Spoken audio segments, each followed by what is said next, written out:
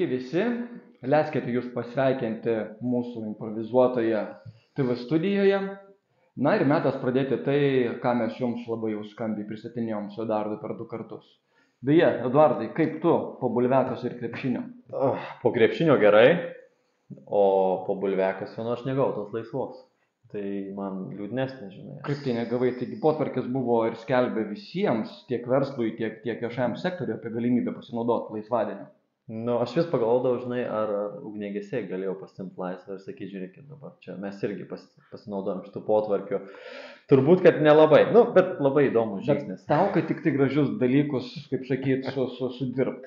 Tu įsivaizduok, ko mes dabar esame iš tikrųjų graži savivaldybė. Pas mus pirmosius Lietuvoje ne tik tėvadieniai, mamadieniai, bet ir meradiniai teisinti potvarkiais. Tai mes turim kažko išsiskirti kaip mažoji savivaldybė ir vis dėlto mūsų meras ruošiasi eiti į aukštesnę politiką. Tai aš manau, jis turi kažkaip sužavėti būsimus rinkėjus. Tai labai gražus. Iš jo pusės labai gražus žestas, manau. Na gerai, pradėjome apie nerimtus dalykus, metas skipti į rimtus dalykus. Mylieji, jūsų savivaldybėje, jūsų gyvenimo svarbiausius klausimus sprendžia ne tik meras. Šalia mero veikia ne ką mažiau svarbi institucija, tai yra Kazlų savivaldybės taryba. Beje, Kazlų savivaldybės taryba skaičiuoja jau 24 metus nuo savivaldybės įkūrimo ir šiuo metu dirba 7-ojo šaukimo savivaldybės taryba. Savivaldybės taryba sudaro 21 jūsų išrinktas tarybos narys ir šioje 7-oje kadencijoje, kuri prasidėjo balandžio mėnesį, dirba 4 partijų arba 4 politinių judėjimų atstovai. Tai Tėvynės sąjungos Lietuvos krikščionių demokratų atstovai, Lietuvos socialdemokratų partijos atstovai, Lietuvos žaliųjų valstiečių sąjungos atstovai, na ir politinio komiteto jaunoji Kazlų Rūda atstovai. Eduardai, beje, ar žinai, kiek mūsų taryboje yra vyrų ir moterų? Aš žinau tiek, kad be part jaunosios Kazlų Rūdos niekas neatvedė moterų į tarybą. Tai sveikintina, kad yra politikių moterų, ne? Gaila, kad ne mūsų frakcijose. Bet neįsivaizduoju, žinau, proporcijos tai neįsivaizduoju. Proporcijos labai smagios, beje, yra 8 moteris, 13 vyriškių. Na ir mes jau visai netoli to, kad būtume kaip moderni vakarų savivaldybė, kurioje lyčių proporcijom išlaikyti nereikia atskirų nutarimų ir teisės aktų. Tiesiog mūsų rinkėjai yra sąmoningi ir jie renkasi žmonės ne pagal jų lytį, o pagal jų galėjimą atstovauti jiem. Taigi, tai kas yra ta savivaldybės taryba, kuri sprendžia įvairius klausimus? Savivaldybės taryba, kaip minėjau, yra 21 žmogaus politinis darinys, rinkėjų atstovai ir taryboje jie yra pasiskirstę į 5 komitetus. Kokie tie komitetai galite pamatyti štai čia, štai čia. Na ir dar šalia tarybos veikia įvairios komisijos. 2 iš jų yra privalomos įstatymo, privalomos suformuoti tarybos jau pradedant į darbą, tai yra etikos ir antikorupcijos komisija. Etikos komisijai turiu garbės vadovauti aš, antikorupcijos komisijai vadovauja kolega Evaldas Siliskas. Na, tai galbūt toks būtų trumpas įsižengimas į tai, kaip atrodo taryba. Na, truputėlį galbūt ir priminiau jums, kaip funkcionuoja mūsų savivalda. O dabar metas tiesiog pakalbėti, Eduardai, apie tai kągi įdomaus ir naudingo savivaldybės gyventojams nuveikia tas 21 išrinktas savivaldybės tarybos narys paskutinį vasaros posėdį. Čia, manau, dar truputį grįšim prieš to, bet aš nežinau tiksliai, etikos ir kontrolės komisijose yra po vieną opozicijos narį ar daugiau? Ar visa kita priklauso jaunai Kazlų Rūdai? Na, iš tikrųjų, skaičiavimas negailestingas užsiėmimas ir deja visur dominuoja jaunosios Kazlų Rūdos atstovai, dėl to, kad, logika, jie turi didžiausią tarybos narių skaičių, netgi 13 šioje taryboje, ir savivaldybės tarybos opozicija, kurie esame mes 4, dar 2 žmonės šiuo metu į kadrą netilpo, jie ten stovi ir juokiasi iš mūsų. Juokiasi. Tai faktas, kad dominuoja jaunosios Kazlų Rūdos atstovai, tokia yra politinė realybė, tokia yra rinkėjų valia ir reikia su tuo taikstytis. Tai gerai, grįžtam prie klausimų. Jų iš viso buvo 24, 25 atkeliavo prieš pat posėdį, tiesą sakant, taip kartais nutinka, nes klausimų iškyla labai staigiai ir nežinau kaip, bet juos kažkaip mistiškai dar spėja ir komitetuose apsvarstyti, nes jeigu komitete klausimas yra nesvarstytas, jis negali keliauti į tarybą. Tai pradėkim gal nuo pirmojo klausimo, tai yra seniūnaičių rinkimų organizavimas, tai aš kaip suprantu, bus nauji rinkimai seniūnaičių Kazlų Rūdoje. Tai yra įstatymo pareiga, susiformavus naujai tarybai, per pusmetį nuo jos veiklos pradžios turi būti išrinkti nauji seniūnaičiai. Ir mes pakeitėme, kad meras turbūt gali atšaukti seniūnaičius mūsų išrinktus. Na, dar turi būti vienas mažas žingsnis padarytas, tai yra turi arba savivaldybės gyventojai, arba savivaldybės tam tikros seniūnijos seniūnas informuoti merą apie tai, pareikšti nepasitikėjimą seniūnaičiu ir tada meras priima sprendimą. Supratau. Nu tai toks labai paprastas pakeitimas. Toliau sekė antrasis klausimas apie sporto salių ir mokykloje, Kazlų Rūdos Kazio Griniaus mokykloje nuoma, tai pabrango nuoma. Jinai dabar bus už valandą 10 eurų. Tik tai aš vis galvoju, ar ta salė yra pilnai užimta ar ne, tai aš nusprendžiau šitą klausimą pasigilinti, pasidomėti ir pažiūrėti, kaip tos salės mūsų yra apskritai išnaudojamos, ar jų užimtumas yra pilnas ir koks jų darbo grafikas. Tai jeigu kam nors bus įdomu, tai galite mane kreiptis ir tada aš pasidalinsiu šitą informaciją su jumis. Turim tai, kiekvieną klausimą noriu aptarti dabar? Ne kiekvieną, bet aš sportininkas, o ten buvo apie sportą susiję klausimas. Tai man čia aktualu. Aš jaučiuosi čia kaip savaitės žinių laidoje, kuomet visus klausimus atsakysiu. Leisk man įsitarti. Jeigu tu mėgsti sportą, tai aš visai palankiai žiūriu į meną. Ir puikia naujiena, savivaldybės taryba patvirtino Kazlų Rūdos Rimvydo Žygaičio menų mokyklos klasių skaičių. Taip pat patvirtino mokamų paslaugų kainyną, pavadinkim, ir puikia naujiena yra ta, kad šalia moksleivių ir jaunuolių mūsų menų mokykloje pagaliau galės pradėti savo meninius įgūdžius tobulinti suaugusieji. Ir pasak pranešėjos menų mokyklos vadovės, jau yra nemenkas susidomėjimas iš suaugusiųjų žmonių pusės. Puiku, platesnės galimybės mūsų gyventojams. O aš visą laiką norėjau išmokti groti gitarą, tai bus proga savo mieste tą padaryti. Galbūt. O beje, kaip tau sekasi groti nervais? Vis dar taip pat gerai, ar? Nu, aš jau kuris laikas nebegroju nervais dėl to, kad esu daugelį vietų užblokuotas. Man nebėra galimybės tęsti savo performanso. Bet geras sumanymas. O jeigu mes teiktume opozicijos darbotvarkei klausimą dėl menų mokyklos paslaugų išplėtimo ir gal tu rastum galimybę atnaujinti savo įgūdžius? Nu, tai, žinau, muščiau kokį trikampį. Tai va, toliau dar buvo keletas klausimų, kuriuo aš manau, kad galėtume tiesiog prašokti, nes čia sporto centro grupių skaičiaus didinimas, ugdymo plano derinimas. Galbūt sustoti aš norėčiau ties 7 klausimu, tai yra dėl vietinių rinkliavų Kazlų Rūdos savivaldybės teritorijoje. Šitas klausimas labai paprastas, tai tiesiog turgavietėje mes mažinam įkainius, turbūt, ne, buvimu. Mažinam įkainius, nes realybė yra nelabai linksma. Pastatytoje naujoje turgavietėje kainavusioje kelišimtus tūkstančių eurų prekybininkai nesilanko, nerodo noro prekiauti.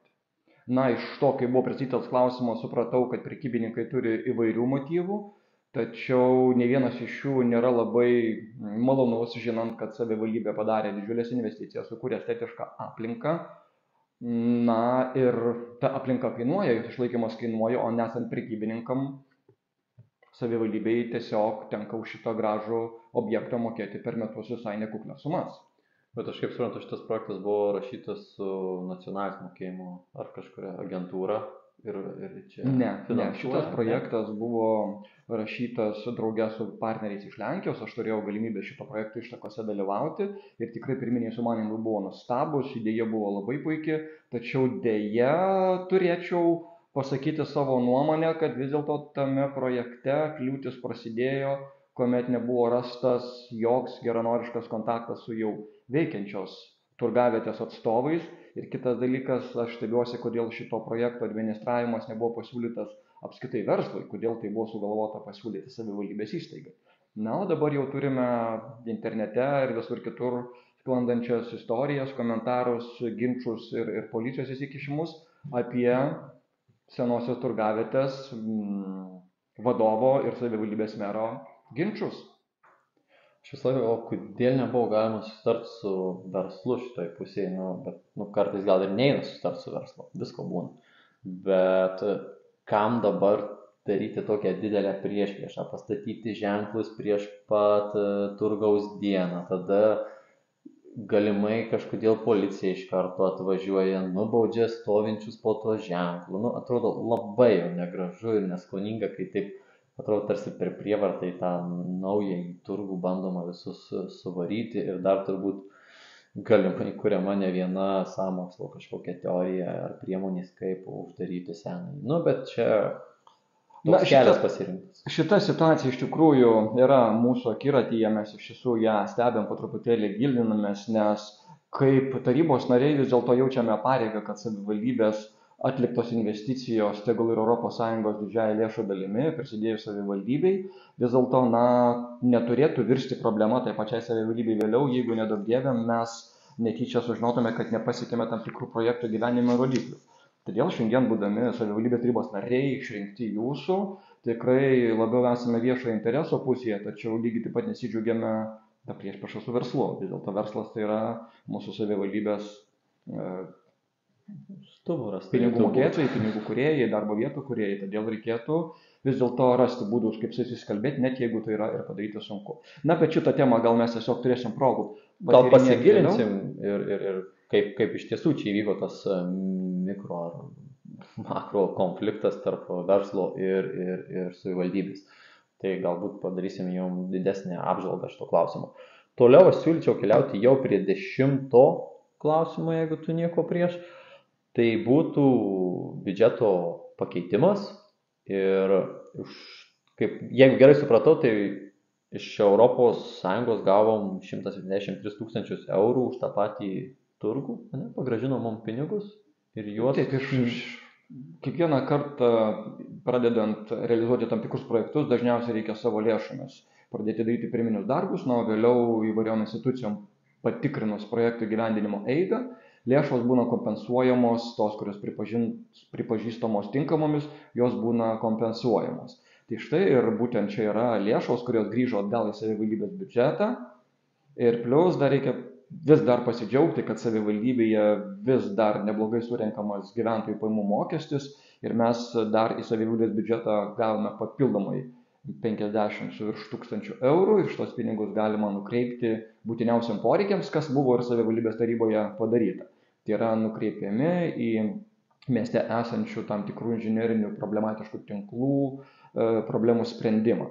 O didžioji dalis lėšų, kurios gautos yra iš sugrįžimo, iš agentūrų, bus nukreipta socialinės paramos gavėjams jų problemams spręsti.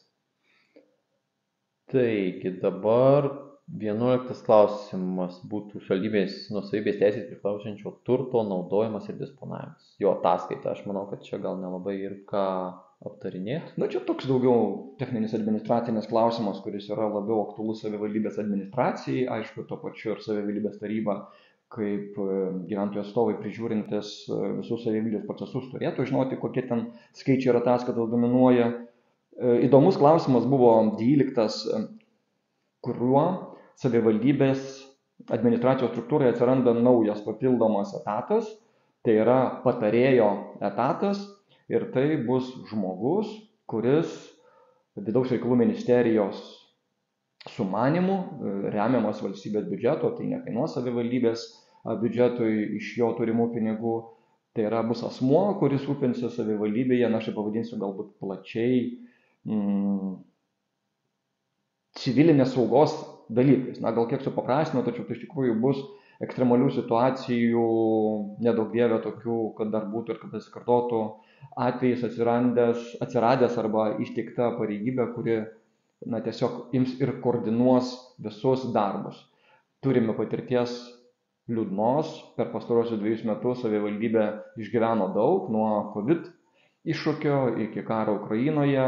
Na ir tuo metu daug žmonių neturėdami patirties šitais dalykais užsiėmė, o čia šiuo atveju bus jau specialistas, apmokintas, besitobulinantis ir atsakingas tiesiogiai už visų šitokių situacijų valdymo techninius dalykus. Bet čia labai gerai, tai vat, mūsų vadovai turės daugiau laiko dalyvauti, nežinau, socialiniuose tinkluose, trinti blogus komentarus, kur nors, kurie jiem nepatinka, ar dar kokie nors. Daugiau komunikuoti. Jo, daugiau komunikuoti. Apie naujus potvarkius pagalvoti. Taip. Bet jo, kodėl bulviakasis, kaip tu manai, čia dėl to, kad ruduo ant nosies ir... Aš manau, kad bulviakasis iš principo dar per anksti, jeigu mano ūkio žinios. Tai, bet neįsivaizduoju, manau, gal tiesiog gražiai. Tiesiog gerai skamba. Gerai skamba. Gerai. Obuolių rinkimas, tai kažkaip ne taip. Taip, kas tau norės imti laisvą dieną po to, kai obuolius skynė, aš matau. Bulviakasis tai asocijuojasi visą laiką su talka, žinai.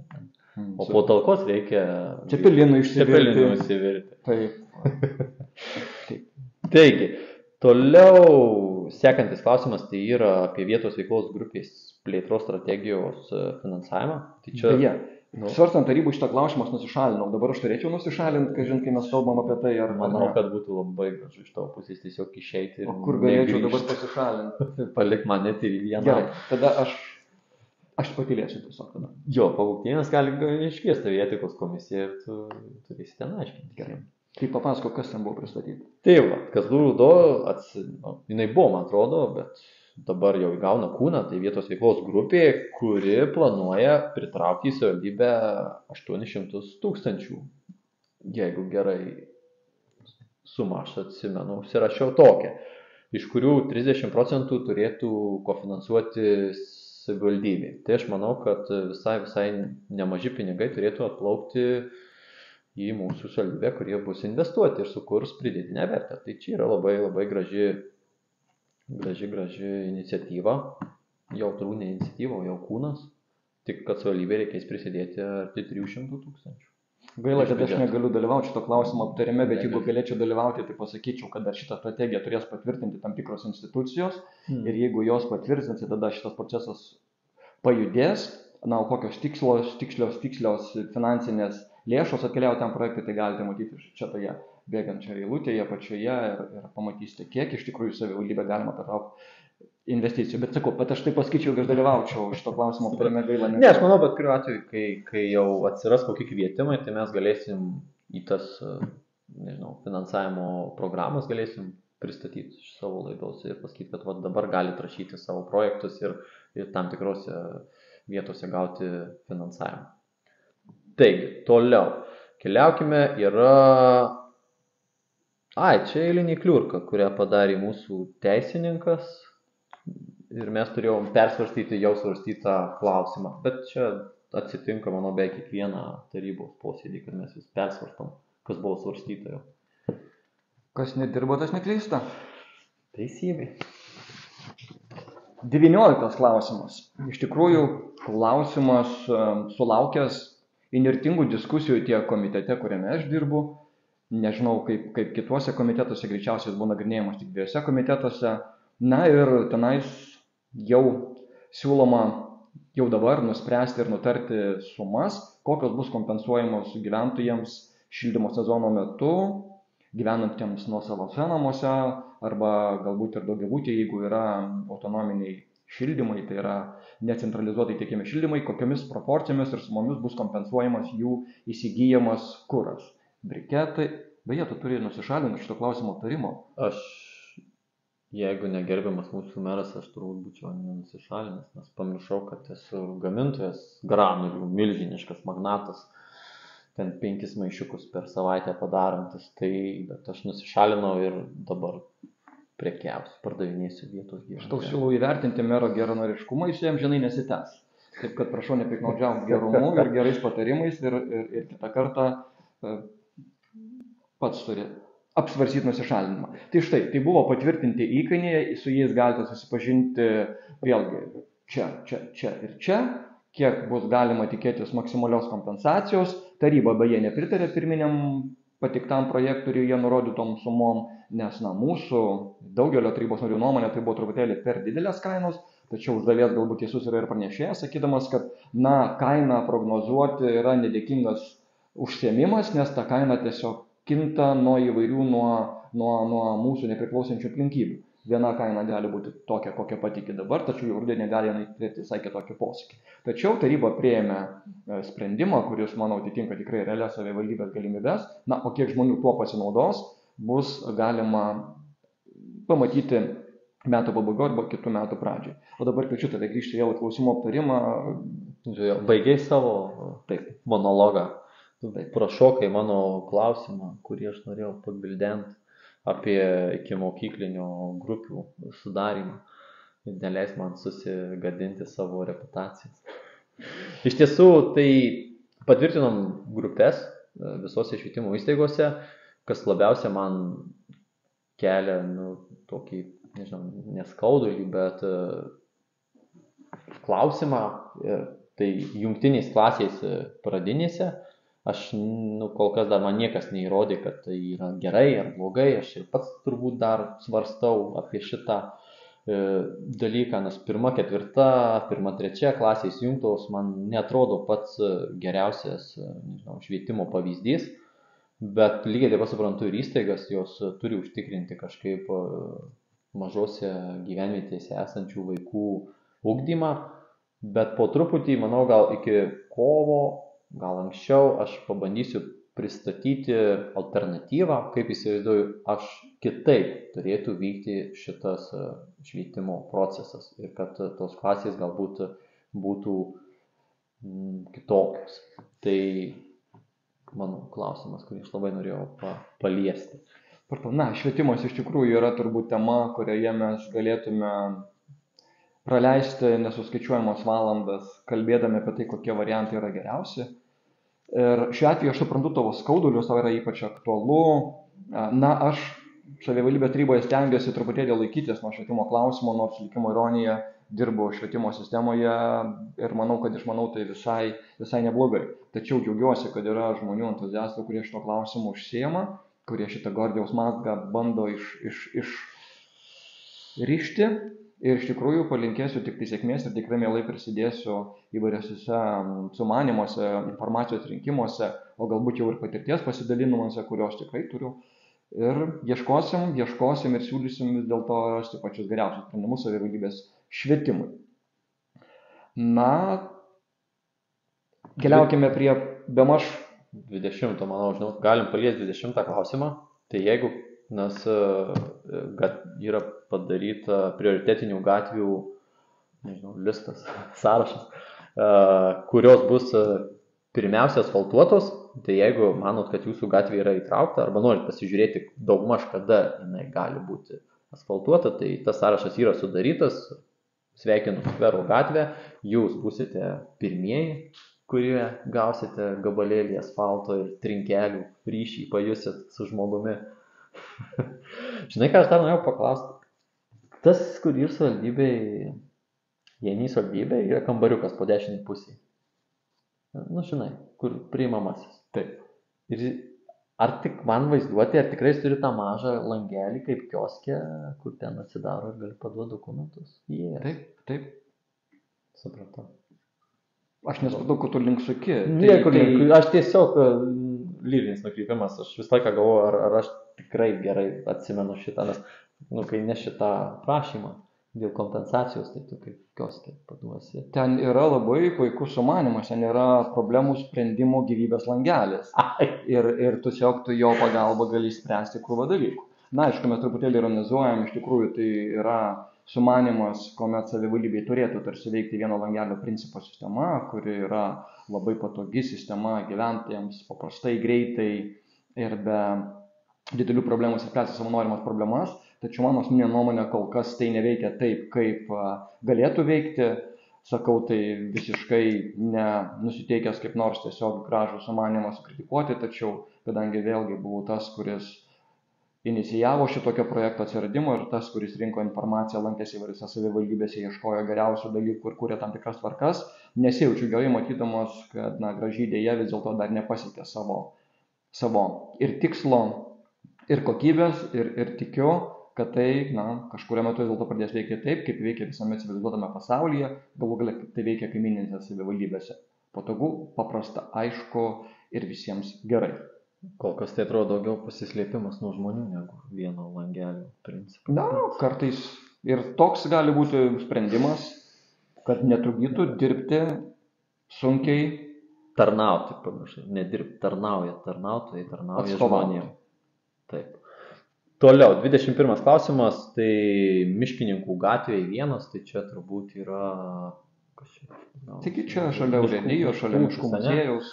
Taip, tai šitą plotelį nori jau perima turbūt savivaldybė ir ten darys dar sporto aikšteles. Tai aš labai tikiuosi, kad tai nebus eilinį kartą padaryta kažkokia krepšinio ar dar neaiškiaus kilmės aikštelė, nes tikrai manau, kad šitų užtenka jau savivaldybei. Labai norėčiau, kad ten atsirastų, pavyzdžiui, teniso kortai, galbūt net vienas uždaras daugmaž, kad ten galima būtų sportuoti beveik visus metus, gal su kokiu labai minimaliu šildymu, kuris nekainuotų, nes dabar mes visur elektrinių prisistatom, saulės, tai elektrinį šildymą, tai iš to, manau, išplauktų labai labai gražu ir mokiniai turėtų kur sportuoti, naują sporto šaką, ir suaugę, ir treneriai atsirastų, tai aš manau, kad būtų gražu, jeigu savivaldybė kažką padarytų naujo. Graži tavo romantinė svaja, tačiau man jau kaip truputėlį tų dalykų mačiusio žmogaus ir daugiau gyvenimo mačiusio žmogaus, tai vis dėlto manau, kad sutvarkys tą vietą, pavers ją aktyvaus laisvalaikio ar sportavimo erdvė, viskas yra gerai.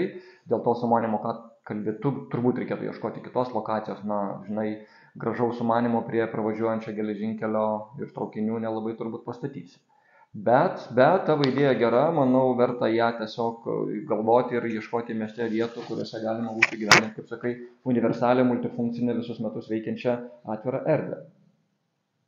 Ir turbūt paskutinis aktualiausias klausimas, smarkiai išgirtas, jau išreklamuotas apie tai, kad savivaldybės gyventojai, kaip Estijos sostinės Talino gyventojai, nuo šiol, o tiksliau ir toliau, galės važinėti nemokamai. Nemokamai už 172 tūkstančius per metus. Plus dar vežiosime mokinius už 110, ir tai arti 300 tūkstančių kainuos mums pavėžėjimo paslaugos. Ar tu tikras dėl tų skaičių? Aš kažkaip tarybos posėdį išgirdau visai paprastesnius skaičius. Tai tu gal išsirinkai vieną eilutę kokią nors, kuri tau... Tai faktas, aš rinkusi tą, kuri man yra patikrinkiausia. Kur tave reikia nuvežti. Ne, iš tiesų, tai skaičiai, tikiuosi, kad aš juos gerus įsirinkau, tai yra tokie, kas šitoje vietoje man...